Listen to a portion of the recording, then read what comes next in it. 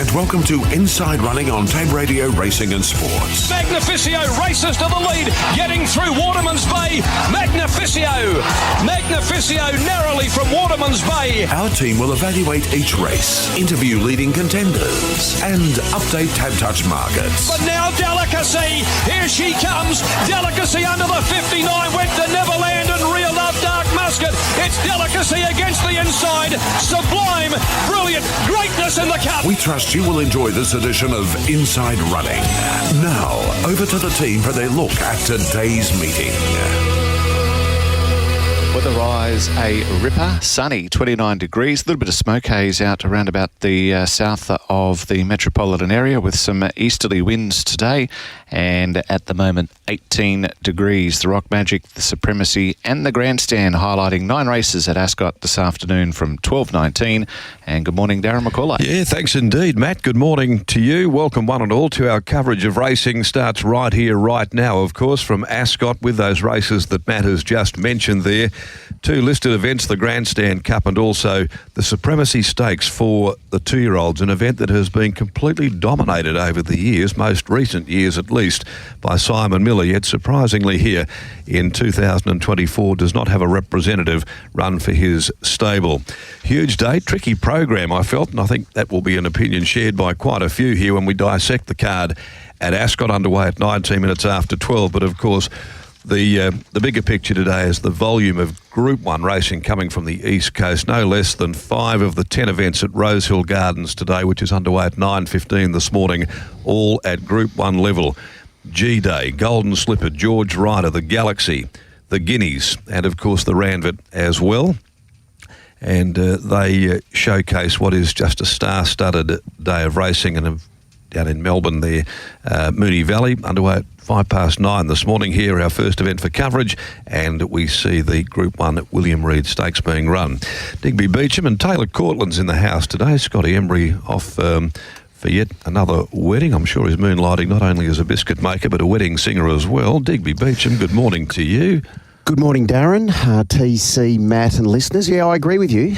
It is a meeting which I think if you find a couple of winners, you're going to be well rewarded. I thought the winners were reasonably well concealed today. I struggled a few races today, TC. How did you see it? You're not alone. Very tough, Darren. Diggers, Matt, listeners, good morning, everyone. I think it's very much a balancing act because we're a fortnight after that Bunbury meeting, and how much credit do you give those horses that were off the fence? How much do you bring back those horses that were able to lead and control and win? I found it very tough. And then the following day, of course, you went to the Bluff Knoll, and I think that probably threw up just as many questions than answers when you're looking at the meeting here today and trying to bring that form back to the metropolitan area. I think there'll be a fair few forgives out of the Bluff Knoll. I'd agree with that.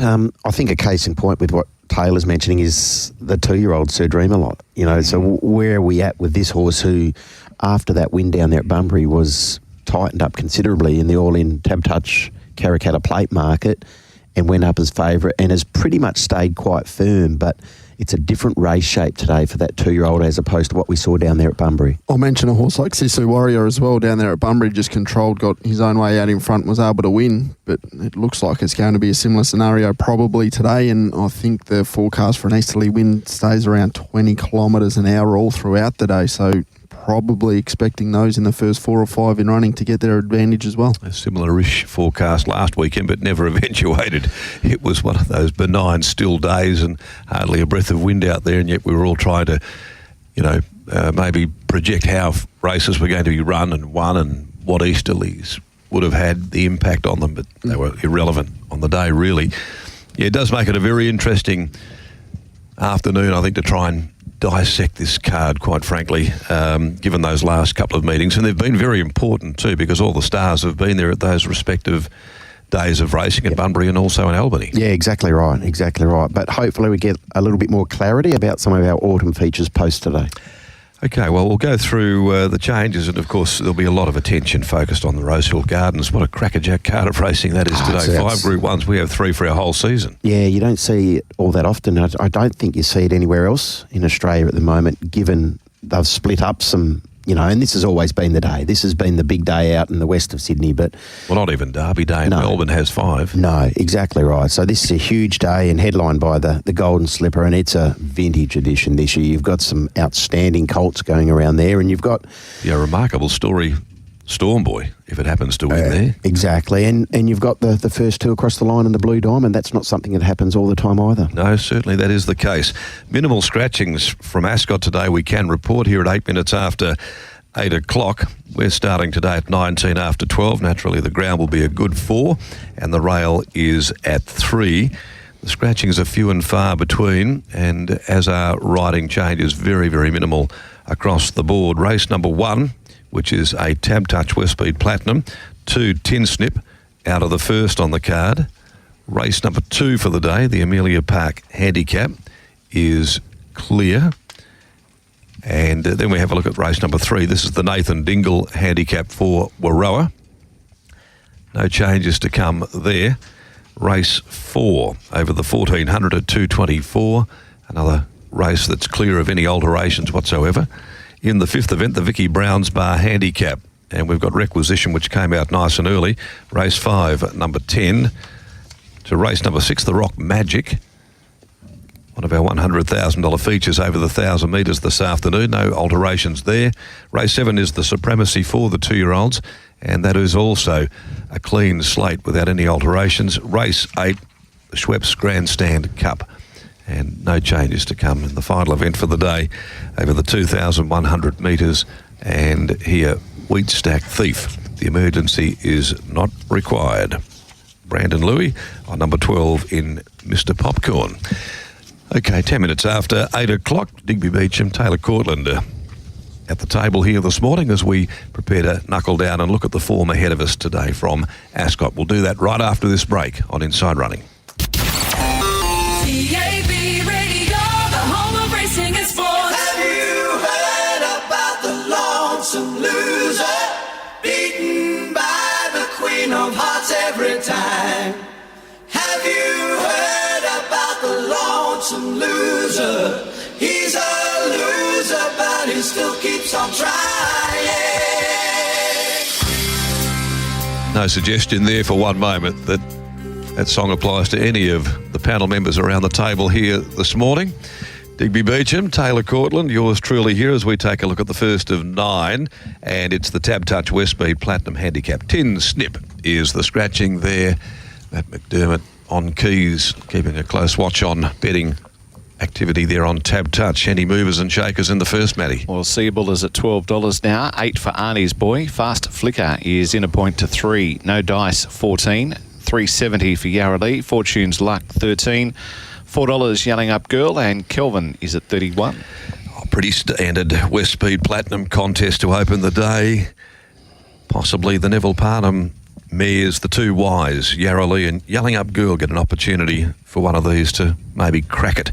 And post a victory here, both have been knocking on the door, have been relatively consistent there. How do you see the first, Diggs? We'll let you go first, cab off the rank. Yeah, you're right. It's a pretty even affair. Look, 2 starts ago I made Yarralee the best on the day, and she loomed like she was going to win. She ran 3rd, and then she went to a graduation race last week, so she's here on the back-up, and she was very good chasing hard behind Woob and Gold, and you'd think that is a form reference that is going to stack up. So barrier 1, low draw, can settle hand here today. I thought maybe she was the way to go, but there's been good money TC for Fast Flicker.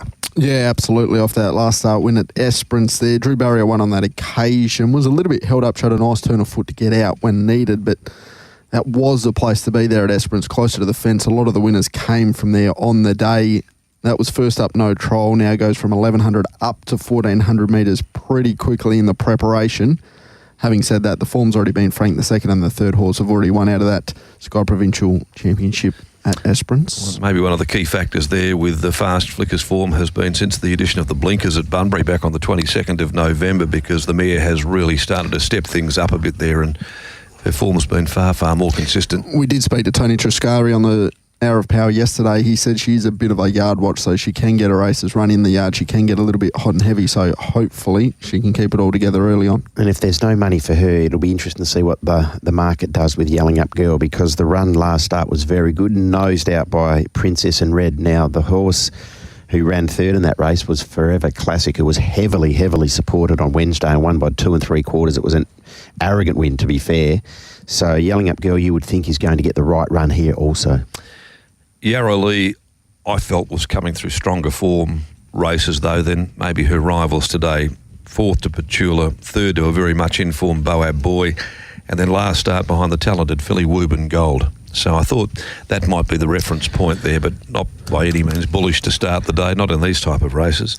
Well, she's only won the 2 of the 26, hasn't she? That's right. Well, she doesn't win out of turn, but she gets another opportunity today, and Neville's very good at spinning them around off a 7-day spin. Yelling Up Girl has missed a place only twice in 10 starts. I think, rewarded for consistency if she happens to break through. I'm 6 and 8.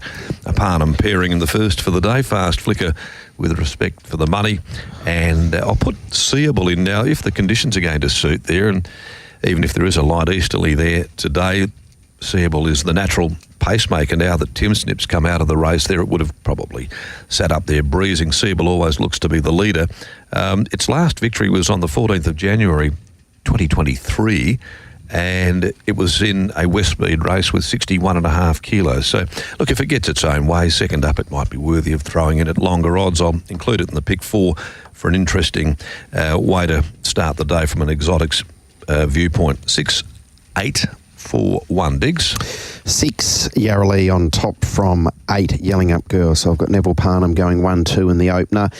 I actually was quite keen on Arnie's Boy here again. On the quick spin, comes out of a fast run race, but he just doesn't win at Ascot. But I think he's actually going okay. So 3 in for 3rd and 4, Fast Flicker. 6, 8, 3, 4. Same number, different combination. Number 8 on top for me, Yelling Up Girl. They, on the 1,400 metres there on the 13th of March, there was also a Colts and Geldings 1,300 metres, and they ran almost 2 seconds quicker, the girls, to the 800 metres. So that was a high-pressure race Yelling Up Girl comes out of, and Diggers has mentioned the form's already been franked. 6, Yarra Lee, 4, Fast Flicker, and 3, Arnie's Boy. Okay, there for TC as well, Maddie. And today, and all the best of luck too, twin sisters turning 90 out there. They've been involved in racing for a long time. Pat Rusden. Pat used to be a part owner of Noble Sky, who won a Winterbottom Stakes quite some years ago. I think Peter Ducky may have ridden Noble Sky to victory for Johnny Price back in the day. But Pat and Wendy Harmon, her twin sister, celebrating their 90th at the races today, and they're going to do it out there on the lawn and just enjoy themselves with the racing action and the atmosphere today of Ascot. So all the best of luck to Pat and to Wendy as well. We wish them a very, very happy day and a great birthday as well. Another milestone for them, Matty. TC, his numbers are 8643, Digby 6834, Max Gone 684 and 1. Amelia Park bring us race 2 and the handicap over 1400 without scratchings. It's the opening leg of the opening quaddie. Miss Rockjoy 19 out to 950 Odanaka, influencing 8 into 5. Serbian Siren 550 out from $4.60. Premium Girl hit $5, now into $3.80. Inner Point to $7.50, Cool Memory. 10 into $8.50, Stylish Lord. 11 into 9, Bondi Plunge. 31 into 14, If You're Ready. And Miss Wall Street is 34. Well, we see Influencing, who's doing absolutely nothing wrong in pursuit of making it 4 wins in a line, has come up fantastic this preparation for the Pierce brothers. Premium Girl in the zone, in a purple patch at the moment, back to her own age group there today. And, of course, the talented grunt filly Siberian Siren as well, and ironically, It and Premium Girl both coming off 35-day spaces, tackling this race, the second. I found it a difficult race in some respects. It's a good race. There's a bit of exposed form. Looking forward to seeing Premium Girl back at the races after 35 days off. Has never carried or won with more than 57 kilos. So that's a slight query, 59. It's a little bit of an unknown, but watching her, she looks strong enough to be able to carry that. And that last start effort was really impressive there at Pinjarra. 4th in that race, Mojo's Luck. So the form line has been enhanced already, but she does go up in weight, Diggers. She does. She rises 4.5 kilos, but she returns to her own age group, and she's 16 back to 14. So you'd like to think that Tony has kept her to the mark. There's been good support for her with Tab Touch, and I'm expecting she gets a lovely run tucked behind the speed, and hopefully she can get over the top of them, because she is the way I have gone here in the second. Okay, Premium Girl, I am very much in your corner there as well. I think that she's certainly one of these mares that in this purple patch of form at the moment, the way that she's going, and I don't mind the fact too that he's just given her that little freshen. Her acceleration at point-to-point turn of foot is really, I think, quite breathtaking when you consider the head starts that she gives her rivals, and she's able to beat them, and she's strong when she's at the finish of those races. Beyond that, influencing, hard to knock winning form. And they backed him the other day, didn't they? That was a huge go for him to start at $1.60. When we did the preview, I think he was in the twos, and then it was a firm 1.6 when he went around, and he was good. He clearly has to go up here in grade, but there's no knock on his form. This is considerably stronger. Can I just quickly ask you about Miss Rockjoy at the top, who ran 7th first up to rush into the bar? It was in the listed challenge.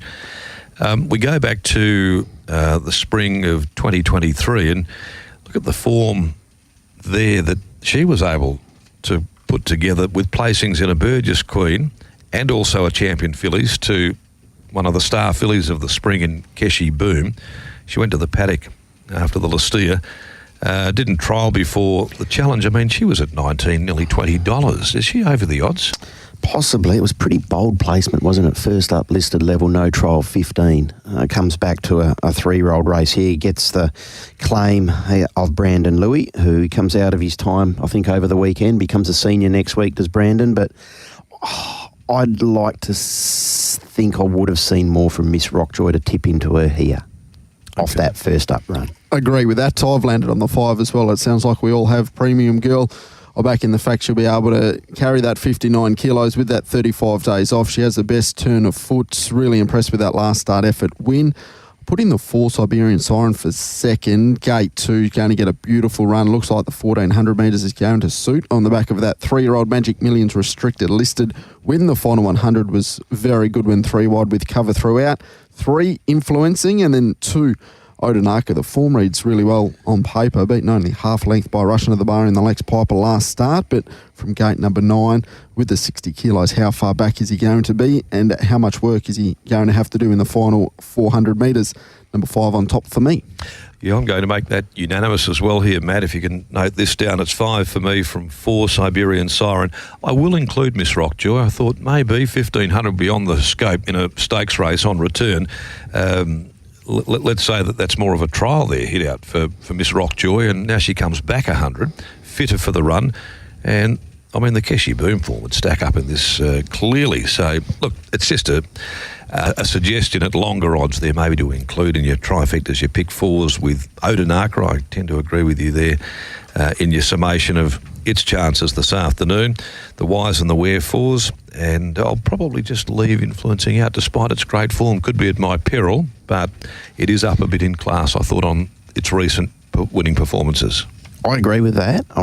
It's a good little race. 5 for me, Premium Girl, so I'll make it a clean sweep. From 3 influencing, your likely leader, or certainly is going to be there for a long way. 4 Siberian Siren. Just the worry for me is up the 5 kilos and perhaps the first run in more than a month. And 6 Cool Memory. Bars on has drawn a good gate. 5, 3, 4, 6. Okay, it's 5, 4, 1 and 2 there for me. Matt in race 2. So Taylor's gone 5, 4, 3, 2. Digby 5, 3, 4, 6. Darren 5, 4, 1 and 2. The Nathan Dingle is the third at 16 to 2 over 1600 and 950. Rockanori, Bruce Almighty 550 into 480. Sisu Warrior 390. 15 Media Baron, Cobb & Co 16 into 950. Autumn Rebel 440 to 550. Catch These Hands half a point into 550 and from 8 into 6. Pray again. Well done to Nathan Dingle there. He was the winner of the naming rights raffle prize that Warroa have been running as a part of a promotion there with Perth Racing. So good to see them having that very strong involvement still with Perth Racing. Not an easy one. I think you touched upon it a little earlier, TC, in regards to how much validity, how much credence is there in that form when you're trying to bring it from that Bunbury meeting back here to Ascot this afternoon, because they could be poles apart. Yeah, exactly right. You've sort of got to pull the horses that were on the fence leading back to the field, and then those that were off the fence trying to make their run down the middle of the track. You've got to give them a couple of lengths credit. Hard to work out. I've landed on 3 Sisu Warrior on top, but I'm not confident at all. I'd argue out of that race there at Bunbury on the 9th of March, probably the run of the race, I thought was Media Baron. and he's the only horse in double figures. And may not be the worst of them either. No. Nicky Barron, we know that he can pull one out and he can surprise people, even though he's getting on in years. Yeah, he gets a 2 kilo swing on the winner of that event, Sisu Warrior, buying beaten only half a kilo. I would have loved to tip him, but it looks like, if what we are led to believe, the conditions are going to be like out there at Ascot, they're probably going to be against him again, but I think the horse is absolutely flying as a 9-year-old who heads to the races for the 70th time. It might be a little saver investment in the race, Diggs. Yeah, look, I Have a couple of coins on the old grey. Well, he's going really well. As silly as it sounds. The start prior was actually okay as well in the Pinjarra Classic. For me, I just couldn't map him on a day when looking for horses sort of all over the speed, but there's no denying he's actually going well. And you look at his record at the track and distance, it's nothing to be sneezed at. Rockanori has only had a run for SJ.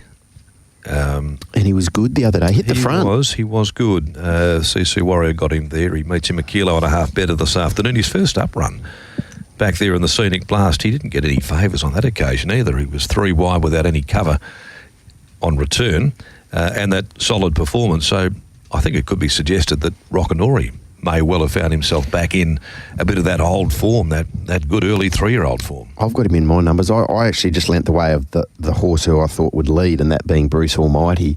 And he was gunned down the other day by Bonjoy. Well, in all due respect, I think Bonjoy might have a couple of lengths on most of these here.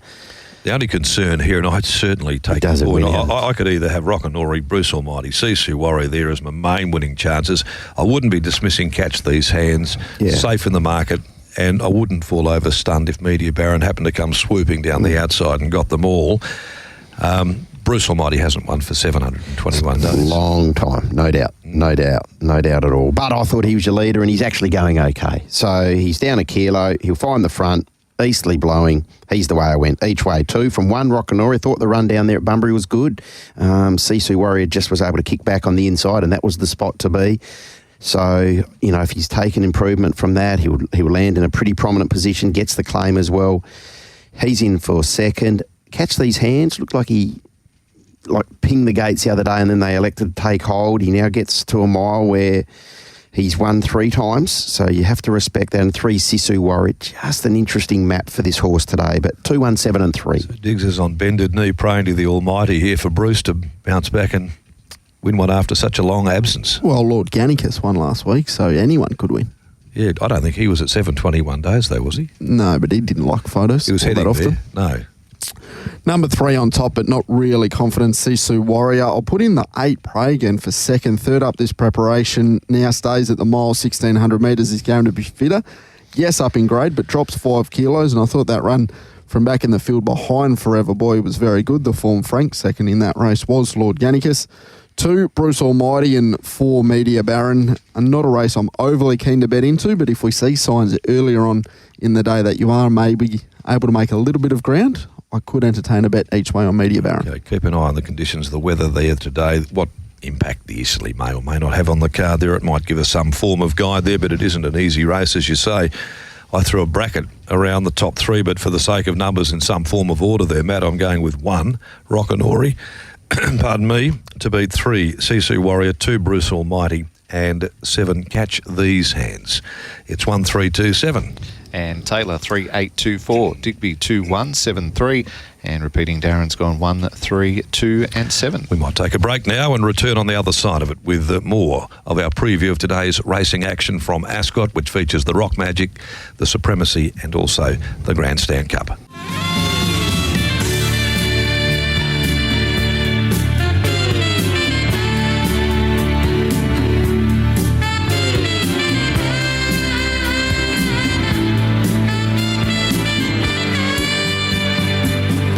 On the stroke of 8:30 here on Inside Running from the studios of TAB Radio Racing and Sport, we're previewing our Ascot card. We're down to race number 4, underway at 24 after 2 o'clock. No changes to come.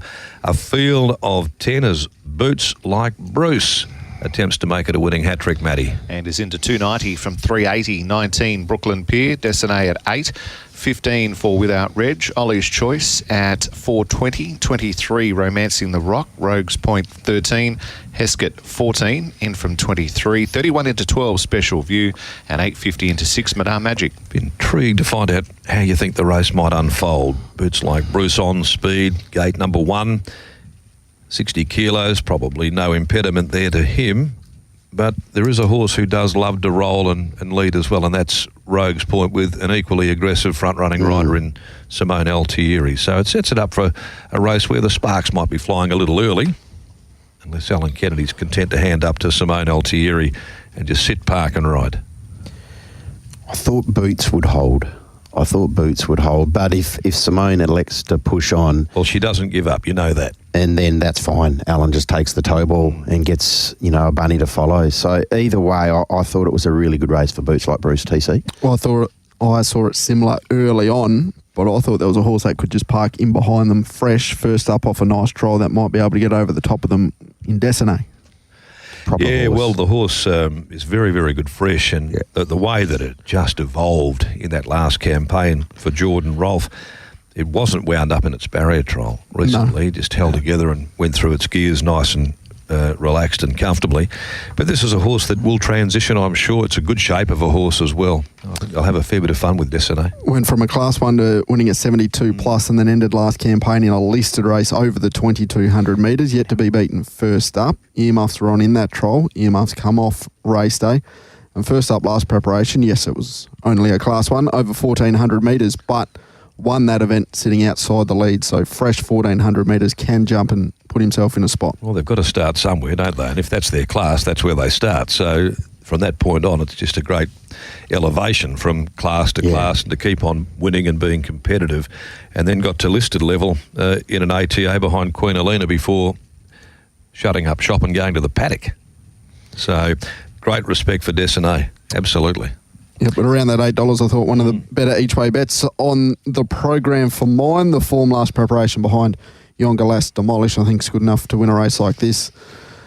I'll throw in the 5 for second, Ollie's Choice. He couldn't have done much more in his last 3 efforts. He was massive behind Multinational. No favours against the Horseman, the pattern of the day, and then the pattern of the day, and slipped, had excuses last start there at Bunbury. So need a bit of therapy if you keep... Yeah, he's flying. No, I won't be backing him, but from a tipping point of view, it's hard to leave him out. He's absolutely flying. 1, Boots Like Bruce, who I thought would lead, and then number 10, Madame Magic. I like the mare down on 54.5 too. She's got a nice turn of full. I think that's going to help her. And last start effort behind Rogue's Point on the day, just from where she mapped on that occasion, she had absolutely no chance whatsoever. 3, 5, 1 and 10, best each way of the day, number 3, Destinée. She was a little flag run for me too, Madame Magic, on that occasion.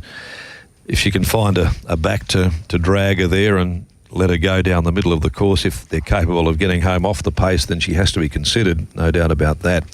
I think, though, that, Diggs, you're probably right in as much as the Boots Like Bruce can either lead or sit and have the back of Rogue's Point. He'll drag you into the race for a long, long way, we know.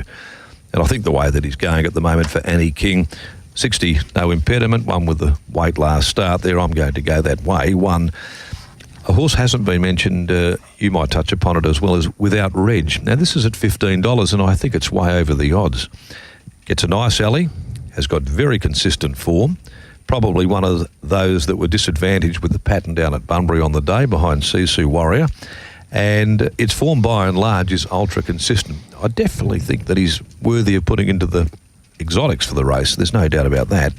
And you've got to include Ollie's Choice, although, he just needs a bit of even luck, a bit more of the rub of the green than what he's been getting. And Destinée, who I think has got legitimate claims as well, and it could just come out and go bang, Destinée, and TC could be well and truly on the money. I went 1, 4, 10 and 5 there, but with enormous respect, 3. 1, 3, 4, 5 for me. Boots Like Bruce to hopefully lead all the way from Destinée. He's a nice horse. Good to see him back, and be interested to see where he gets this campaign. 4, Without Reg, I agree. The run down there at Bunbury was good. The start prior was a pretty good winner that day down at Pinjarra, Magic Millions Day. And 5, Ollie's Choice. He's just luckless, and he's probably going to be spotting the leaders a few lengths here, but he is going well. 1, 3, 4, 5. Okay, TC, just wrap yours up. Thanks. 3, 5, 1 and 10. There you go, Matty. All locked away. So 3, 5, 1, 10. That's confirmed from Taylor. 1, 3, 4 and 5 Digby, and 1, 4, 10 and 5 from Darren. Vicky Brown's Bar handicap is race number 5 at 3 o'clock over 1200, ending the warm-up quaddie with swim through at 26, Falcon Trade at 13, 61 Groundbreaker, Carolee Rocks at 370, and from $5 now Ultimate Command at Bleecker Street at 650, 950 Vampire Play into 550 Regal Statue, 14 for horse number 9, and 10 is out, 11 Think of God at 6. I forget how to say it. I saw and I like what you did there. It was very well done. Horse number 9. You like holding up an end at a bar, Diggs? Been known to do that on occasions? Yes. The odd one? Yes. They tell me that this is one of the hottest spots in Perth at the moment, and they've got involved in Perth racing. Vicky Brown's Bar, run by Nicky Green, whose father, Ray, of Trevor Carpet's fame, has got behind this bar, and it's going off the charts right at the moment too. And they love their racing, and they want to get more and more racing people down there. It's in Newcastle Street. Yeah, okay. So Diggers needed a couple of beers after golf yesterday. Steady the nerves? Or just drown the disappointment? No, I've retired. Yeah, I've retired. It got you eventually. Yeah, until Wednesday. It'll do it to you. Yeah, it's a silly game. Shocking game. Anyway, let's talk racing. Yeah, well, it's good to see Carolee Rocks back, and it's good to see her back there with the old master, Cole Webster there. Lovely, lovely mare. She hasn't done a lot of racing. 9 starts. She's won 4 of them, went across to Melbourne, got a scalp there, but she's now back to her original yard. I think she'd been trialling well enough to win first up. I agree. I think she's been trialling really well. They've been terrific trials. That turn of foot, which we associate with her, hasn't diminished from that trip east. She's still nice and sharp, and she comes off a Monday trial, which going into a first up run is sometimes, for me, a little bit of a... I'm a little bit wary about it, but she's had 2 trials now. So she's wound up. There's been good money for her. I'm expecting her to be awfully hard to beat today. Awfully hard to beat. I would agree there too. I'm a bit keen about her prospects. Interesting one coming out of a maiden race. This is another point of interest down at the bottom. I know that they've got a really good opinion of this mare. She's a daughter of So You Think, trained by Mitch Pateman. Think of God. Now, just got through a maiden, but I think it was the way that it had to win the race. Talk about backmarkers down there being at a disadvantage at the moment, but it was one that could get the job done. So I think you've got to add a bit of merit to that. Travelled into the race beautifully, didn't she, Darren? Yeah. And then lovely looking mare, TC. Yeah, she was able to fight out the finish with Spectacular Park, who subsequently won. They gapped 3rd on that occasion. Not in my numbers, but I can understand if you like her. She's drawn beautiful. Mitch Pateman's yard's absolutely flying, but she's coming out of a maiden into 60-plus grade. More often than not, if you leave them out, but you're going to win on the punt. I think you could speculate. Not to say that she could win this race, but I think that she'll be very competitive in it. Absolutely. Carolee Rocks, BB for me. Asterisk alongside the 4 to resume a winner here in WA from 5 Ultimate Command, 6 Bleecker Street, no luck last start, and 7 Vampire Play. I think she's going really well. I know people pot her record at Ascot. It's just an awkward gate for Stephen to overcome today, but I think she's actually back in some good form. 4, 5, 6, 7. You're going to see the lime green and royal blue running on late here on Vampire Play, and she will at some stage loom as though she could potentially win the race, but she just can't get the job done at headquarters for whatever reason. I'm with you. I think that Carolee Rocks is one of my premium selections on top. Picks for the day, race 5, number 4. I'll put Vampire Play in. She'll go back. Barrier 10's a good gate for her. She's better there than drawn an inside slot where she needs room. She's a big mare that likes to roll, and if she can find the back of one and start to peel off and really wind up, I think that she's capable of running on very well. I am keen to see what Think of God can do transitioning out of this maiden, and it was against all of the conditions and the patterns down at Bunbury that we've experienced recently. Ultimate Command, beat a horse who is probably just a horse last start, but was placed to boots like Bruce prior to that there, and a low draw will help. So 4, 7, 11 and 5 for me, TC. 4, 7, 5 and 6 for me. Carolee Rocks, you mentioned she's won 4 career races. 3 of them have been first up, and the trials have been outstanding, as we've touched on. Number 7, Vampire Play, I think she's flying. Matt probably against her today, but racing really well. 5 Ultimate Command and number 6 Bleecker Street next best. 4, 7, 5 and 6. Okay, there you go. Our thoughts on the 5th. We'll have a look at the Rock Magic in just a tick. Matty? TC 4, 7, 5, 6 are his numbers. Digby's got an Astorico next to number 4 to beat 5, 6 and 7. And Darren's gone 4, 7, 11 and 5. In said race 6, first leg of the main quaddie, $14 out from 9, Gemma's Sun. Snow Dome $9.50 into 8. Out to $7.50 Acromantula, $16 for Ghost Who Walks. Red Can Man, $7.50 into $5.50. Real Danger, 7 back to 6. Wild Bell, open $3.10 into $2.50 the fave. And out to $8.50 Petula. Yeah, it's a good field. It's a challenging race to try and assess, given that most of the form comes out of the Bluff Knoll there. And I mean, I was in Sydney for that weekend, so I missed it. But leading into the race, there was an expectation, there was mail from the Great Southern that if you could find the back of Acromantula, whatever did, you'd probably go close to winning the race. Well, guess what?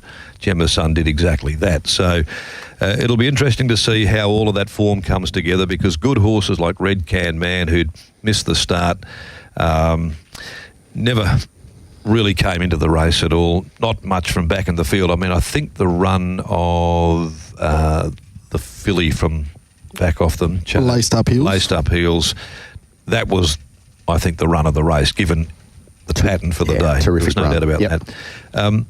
Wild Bell is a quality mare, resuming this afternoon. First outing since 17th of January in the Miss Andretti, where she beat Gemma's Son and beat him home comprehensively. There's a bit at stake to win this race this afternoon, going 4 deeper into the autumn, Diggs, for this mare. Yeah, very much so. Very much so. I'd love to see her win this race. Now, it isn't a black type race, I know that, but if she's able to win this off the back of winning a Miss Andretti, you would think that the slot holders are going to sit up and take notice, because we're waiting to see what is the next domino to fall. And Wild Bell, for mine, she's a winner. She was certainly beaten in the Summer Scorcher. Her X factor is quite profound, I would have thought. She might be on cue for the $5 million quokka in the autumn if she could win this race here first up.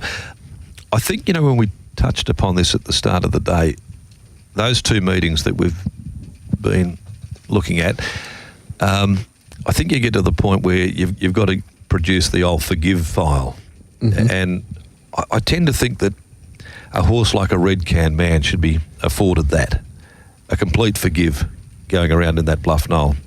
And it's one of the races, this type of race at least here, where he could, and he's one of a few, could conceivably bounce back and really produce his absolute best Ascot form. Yep, absolutely. Track and distance, he's yet to miss the top 3 from 3 goes. Set weights and penalties. Who do we always talk about when we get to sprint races? Set weights and penalties.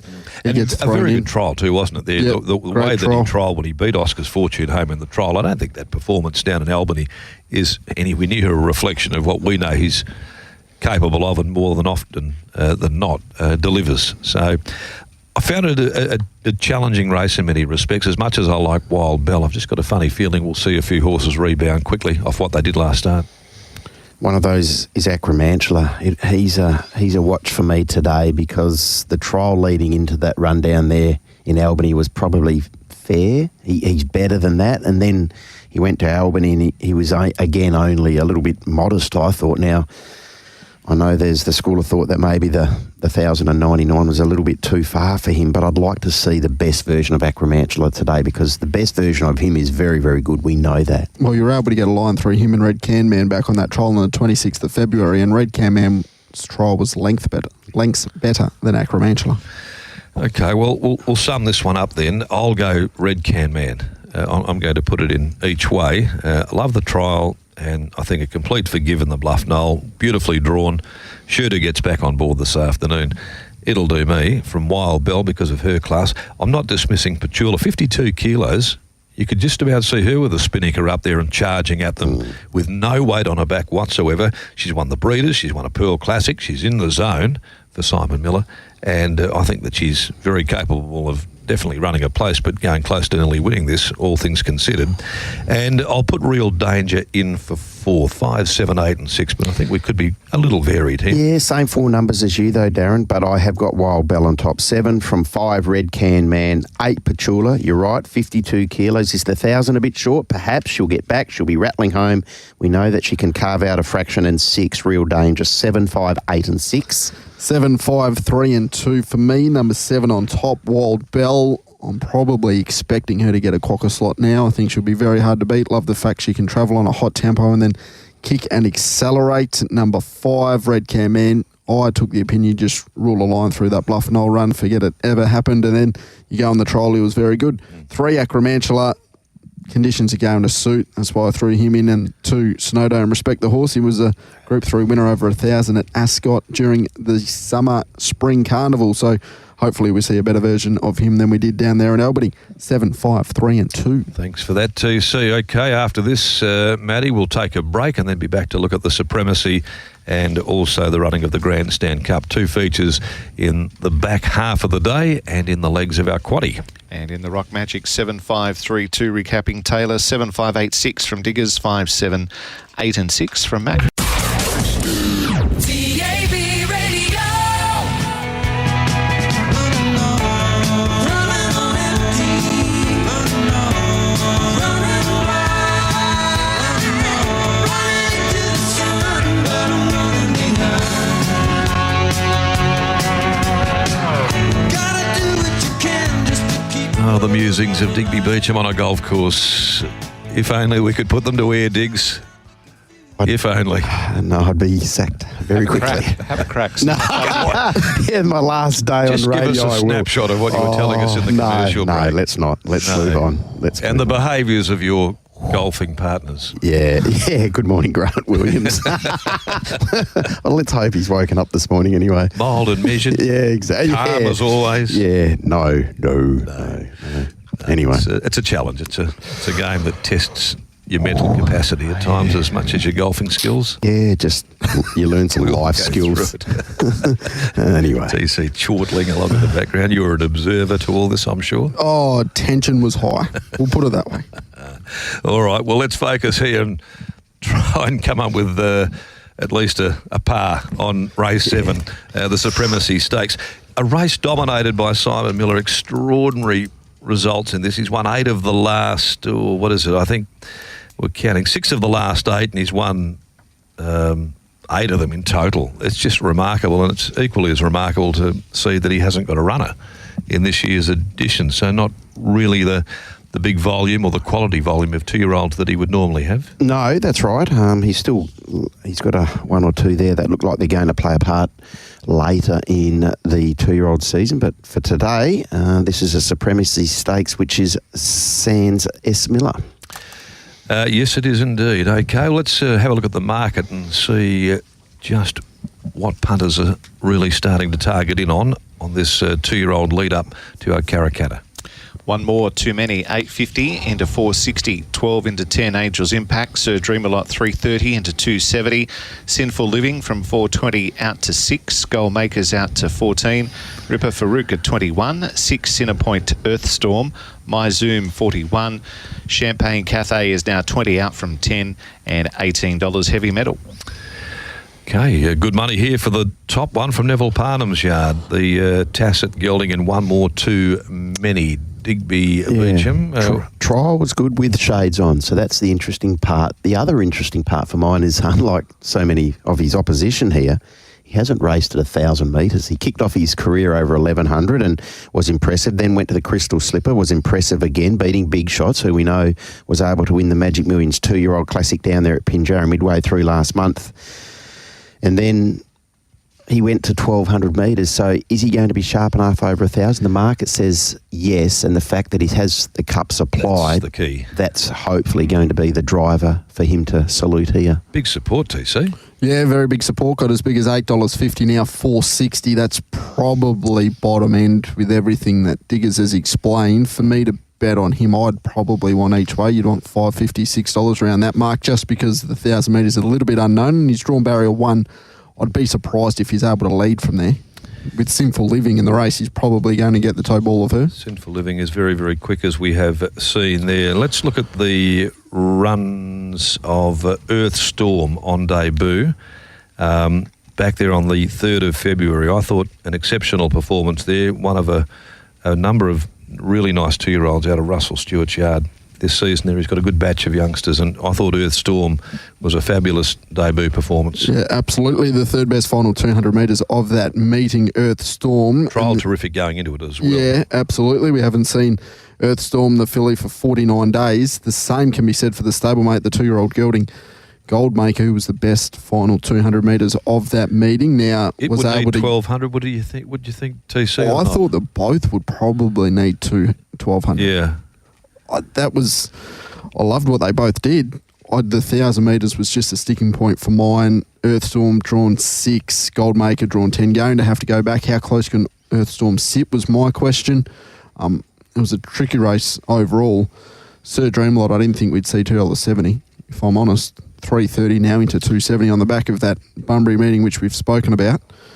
Sort of takes me back a little bit, Diggers, to the Asian Bow, where it was a very on-speed meeting. Maricino found the front, was able to keep running, and then backed up in the 1,400 metres next start and was backed into favouritism after starting 100 to 1 the week before. Yeah, it's a similar sort of setup for mine. Yeah, price is way unders.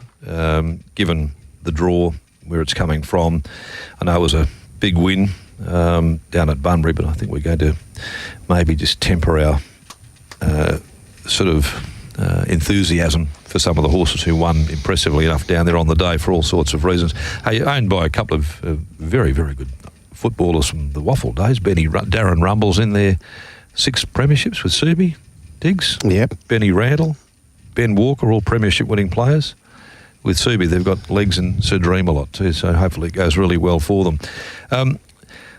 Mike Santich every season comes up seemingly with a nice one that always get under the guard of punters. He has won this race, in fact, with Starfield Impact, a similar case in point back in 2020. Has this 2-year-old Angel's Impact got any chance of causing a minor little upset? Was 8s to 12s back into $10, placed to big shots in the Magic Millions, first up. Placed to Golden Vale first prep, having won on debut, and then last start behind Bustling, charging to the line. I just thought maybe the 1,100 of the Perth Stakes and the 1,200 of the Karrakatta, maybe even the 14 of a size would be more to his liking. That's all I thought. Yeah, it is an interesting one. I think there are horses that are going to be screaming out for ground, a bit more than the 1,000 this afternoon. So how do you see it all? Nutshell, this race. The more I looked at it, I thought Sir Dream a Lot would come across and breeze. Now, whether that's outside One More Too Many or Sinful Living, that will be determined when the gates open. But the market says he's going forward, and the market says he's going to be able to replicate what we saw down there at Bunbury. In saying that, I sided up with One More Too Many, who, to be fair, he's had 3 goes and all 3 have been very good. Won his first 2 and wasn't disgraced down there chasing a hot speed set by Sinful Living in the Magic Millions. So shades on, good gate, good support. One More Too Many for me from 3 Sir Dream a Lot, 7 Earth Storm and 4 Sinful Living. A very, very quick filly, 1-3-7-4. One More Too Many on top for me. Number 1 to beat the 7 Earth Storm based on ability. As we said, I think she'll need an extra 200 metres and she'll be even better. Number 2 Angel's Impact. That last start effort against the pattern of the day was outstanding. And then 5 Goldmaker, who'll be hitting the line as well. Have left out Sinful Living possibly at the 1,000. That might be to my detriment, and Sir Dream a Lot just taking a set against that run there at Bunbury due to the fact that he was on the fence. At number 1, One More Too Many, blinkers on for me. I'm going with the Calix filly Earth Storm. I thought that her ability might be able to get it to the line. By no means am I super bullish about my on-top selection, but I think that this is a filly that's clearly got some class, and she could win this, the Supremacy. I hope she can. From One More Too Many, I am going to include Angel's Impact in there in my selections, as well as Goldmaker, who, as we've touched upon here, will no doubt be screaming out for 1,200 metres on what we saw at its debut run. I'm prepared to have a look here at Sir Dream a Lot. I'm just not quite sure how it maps, where it gets to, given that One More Too Many could jump, spring the gates, blinkers on barrier 1, and you know Sinful Living's a jump run horse that will want to be either in front or it'll, could be left vulnerable and breezing. Where does it leave Supremacy? Now, there's a horse we haven't touched on, has tried up very well, the 9, Champagne Cafe. Just a watch on her. A little watch for later, quite possibly. I think I noted down there in my assessment of that particular race. So an interesting Supremacy there, Matty. And Taylor has gone 1, 7, 2 and 5. Digby with 1, 3, 7 and 4. And Darren's gone 7, 1, 2 and 5. I'll just alert punters to get ready to think about Moonee Valley in 7 minutes. They're in the yard for the first race. 3:10 Marquez and Magnus Spin at 3:30. First 4 jackpot pool is heading towards 13 grand. 7 minutes out from the first event. Now for Sweps, the Grandstand Cup at Ascot at 10 to 5 over 1,500. They're all in. $13 Carly's Karma, up in a point to 7 River Rubicon. Mojo Rhythm is at $4.20 now. $20 Cheval de Vaga, 14 for Crescent City. $8.50 into $6.50 Mood Swings. Multinational 15 into 11. Red 53 is into $3.60 from $3.90 and 9 into $6.50 Weapon Sun. Okay, well, it's an interesting one here to try and assess the Grandstand Cup. Red 53, second to the Bunbury Stakes. Kicked off the campaign with a victory, went to the Pinjarra Classic there, ran out of luck completely and stood the leaders a massive head start at the 800 metre mark in the Bunbury Stakes, getting right up on the inside the fast lane. In contrast, Mojo Rhythm came around them deep and found the slow lane, loomed up and couldn't go on with it there. Just as it looked as though it was starting to build into it, it ran 5th behind Aztec Ruler. River Rubicon comes through it. Mood Swings, of course, led them for a good part of the Bunbury Stakes there that day and is likely to find itself in a reasonably similar position, no doubt, here this afternoon. Into the melting pot they all go. Well, make some sense part of your role here on Inside Running, you're meant to provide some insight. I am abdicating my responsibilities with this race because it's done my head in. I don't know, and Taylor made mention of material. it. Taylor made mention of earlier. How do you assess some of those runs at Bunbury? And for mine, I'm at a loss with this race. I really am. I found it difficult to work through. No, don't look at me. Matt McDermott, would you like to buy into this conversation? Sitting back there. I thought it was tough. And I think the snoozing in the corner. Mojo Rhythm perhaps is the one, because the last time we saw him at 1,500 metres at Ascot, he was able to beat a horse called Alsafina in a Peters. Correct. Now 5th in a row away. And his runs have been good. And you're right, he hit the slow lane. He was in quicksand the other day, but he had the audacity to loom and look the winner until human nature took its toll. So if he's able to get an economical run, and you would think he would today, there's good tempo here. Mood Swing, Cheval de Vaga, who was a complete forgive. Wouldn't be a shock if Cheval de Vaga ran well here today, provided he jumps. He should get the tempo that he desires, and it's just up to Jared then to find the right bum to follow. If he does, I think he can win. So 3 Mojo Rhythm on top. From 6 Mood Swings, your likely leader. Good run down there at Bunbury again, though. Was in the right part of the track. 8 Red 53, again, right part of the track. Gets out to 1,500. He'll be hitting the line hard, you would think. And 9 Weapon Sun, who was very good as well. But it's not that hard, really, is it?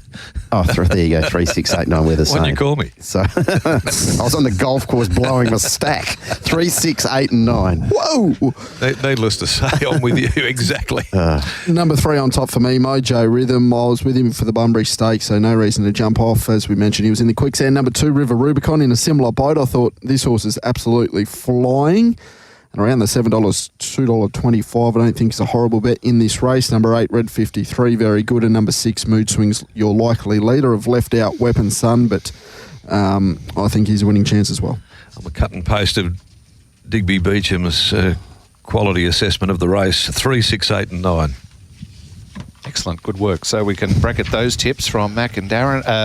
What am I saying? Mac and Digby. Mac and cheese. 3, 6, 8 and 9 for both, and Taylor's gone 3, 2, 8 and 6. In the last, the annual Discover Racing for Ladies event at Ascot. Handicap over 2,100, Bad Wolf 34, Candlelight Sup at 20, Gold Friars 19, Hoist the Colours 23, Fat Roy Slim 7 into 460, Santa Bray 750 into 550, Black Money 31, in half a point, Duchy's Demerit now 950, Flower in the Wind 750 to 5, Forever Boy out to 440, 21 Misintention, 34 Mr Popcorn, 26 Rationale, Zachariah Bow 23, Emerge Not Required. Okay, well, good money, very good good money here for Fat Roy Slim, 53.5, and maybe that's one of the real target reasons for punters there to want to climb on board, notwithstanding it did win in a canter 2 runs ago before it went down to Bunbury in that 2200 last time around. I think, again, we can all suggest that maybe there is a forgive for a number of horses for a number of reasons. It was really well backed on that occasion as well. Exactly right. I think going pretty well at the moment, 53.5. It looks luxurious. Santa Bray's in good form, gets weight relief after surprisingly finding itself in front and beating Silverback Jack Home. Is that the form? Is that the form we need to use? I went with the Tiffles lad form, Flower in the Wind. Now it's going to have to take a very good ride from Stephen Parnell from barrier number 14. Probably going to be worse than midfield, 3 wide with cover, hopefully, and having to make a run down the middle of the track. But not a great record here, though. That's the problem for me. Yeah, I think 2 lengths off Autumn Rebel 4 starts ago. I think that form's good enough. I'll make a case for number 3, Gold Friars, who was very good first up as well behind Lord Vampy, and then a forgive down there at Bunbury last start. The 5, Fat Roy Slim, and the 10, Forever Boy, a horse on the up. 9, 3, 5 and 10 in the last for me. My leading last start, Forever Boy, and stepping up in trip there today. How do you see it, Diggs? I thought Dutchy's Demerit was an each-way play here. Had a little bit to give down there at Bunbury. Didn't see a lot of daylight, and I'm thinking Dutchy's Demerit with even luck today can run you a race. So 8 on top, Dutchy's Demerit from 9, Flower in the Wind, going really well this campaign. Just a tricky gate for Steve to overcome. 5, Fat Roy Slim, Respect the Money, and 13, point of difference here, Ration Arley. 8, 9, 5 and 13. Some similar numbers there in mine as well. I'm 5, Fat Roy Slim. I've followed the money trail, and the 53.5 does get me there where it's going to lob for Matty Derrick to beat 6, Santa Bray. I like what we saw there, being able to roll forward. We've found another dimension here to this 4-year-old. And 8, Dutchy's Demerit, I do concur with you. I think definitely has to be considered there in those selections, with Flower in the Wind running on. From wide out, we'll no doubt have to take some poison early, but be looking for the mare to hit the line strongly. Jason Whiting in that last event on 14, Zachariah Bow. 5, 6, 8, 9. Best bets time before we go to Moonee Valley, where they are starting to move in. Race 5, number 4, Carolee Rocks for me. Carolee Rocks, and that is a tick for me as well. Carolee Rocks first up. Race 4, number 3, Destiny, and race 6, number 7, Wild Bell. Okay, thanks indeed, gentlemen. TC, trackside there for you today. Yes, I'll be able to speak to you, Darren. Okay, good as gold. Looking forward to that, TC, and also to you, Diggs, on a big day of racing. Huge day. Good luck to Neville Parnham with Zipaway today too in the Alistair Club. Absolutely there too. It's one of the feature races there at Moonee Valley. 5 Group 1s at Rose Hill. The first there at 9:15. Matthew Hill is there and has control of the microphone as always in Melbourne. Looking forward to a great day of broadcasting from Matty as we go now to the Valley for race 1.